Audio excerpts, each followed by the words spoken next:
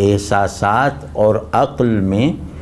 ایک فنکشنل اور پروڈکٹیو ربط پیدا ہو جائے، محسوسات اور عقل میں انٹریکشن پیدا ہو جائے جو میکینیکل ہو، انٹینشنل نہ ہو،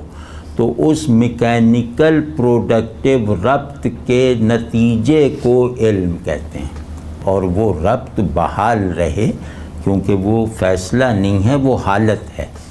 تو پھر اس ربط کے جو نتائج ذہن میں پیدا ہو کر عمل کی تحدید اور عمل کے حدود مقرر کرتے ہیں اور طبیعت کی رغبت اور کراہت کی وجہ بنتے ہیں، ذہن کا وہ حال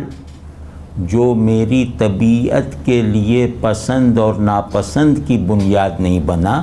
جو میرے عمل کے لیے مفید اور مضر کے پیراڈائم میں ان کے وجود میں آنے کی اساس نہیں بنا، اس کا مطلب ہے کہ وہ محض ذہن کا ایک تصور ہے، علم نہیں۔